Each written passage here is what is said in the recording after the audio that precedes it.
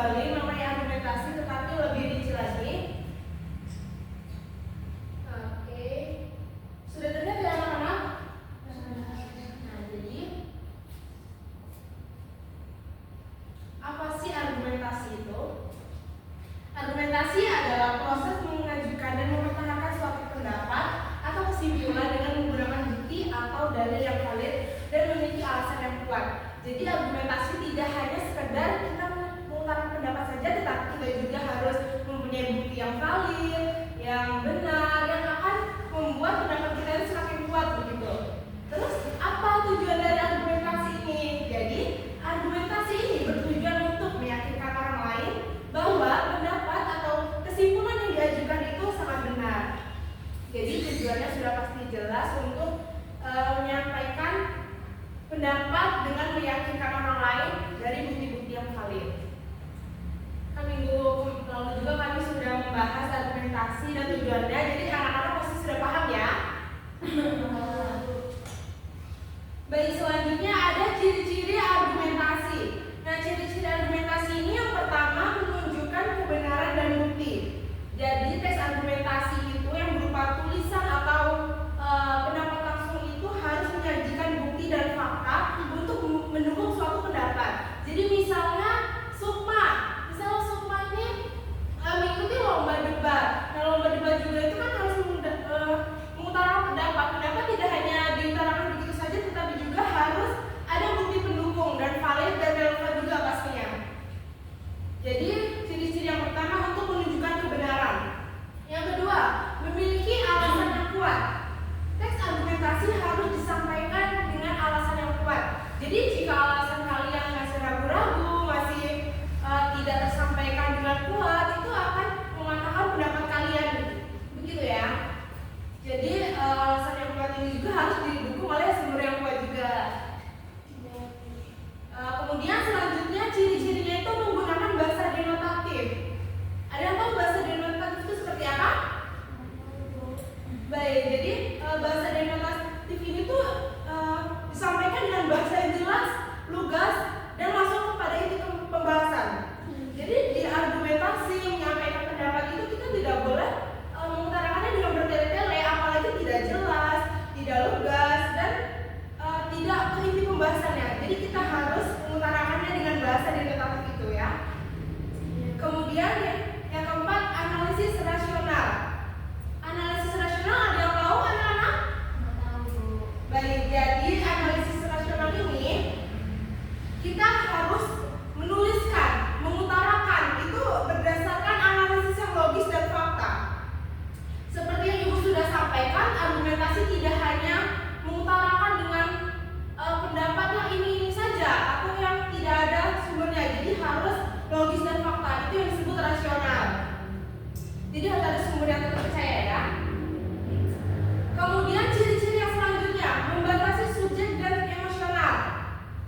Jadi di teks argumentasi ini disampaikan atau ditulis itu harus secara objektif. Artinya tidak boleh melibatkan emosi seperti rasa sedih atau marah. Jadi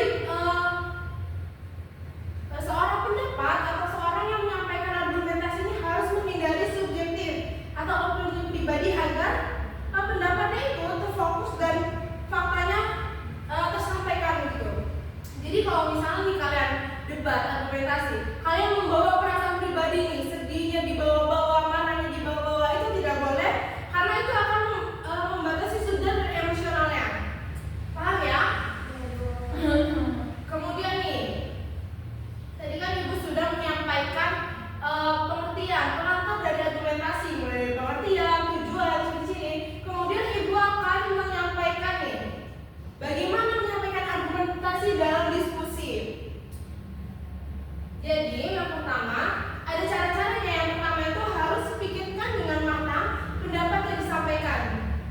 Jadi pikirkan dengan matang ini maksudnya ketika kalian berdiskusi dan menyampaikan argumentasi, kalian tidak boleh mengutarakan pendapatnya dengan seenaknya saja, tapi kalian juga tuh harus memikirkannya terlebih dahulu, sesuai tujuan yang pastinya, sesuai isi, dan sesuai dengan topik yang akan dibahas.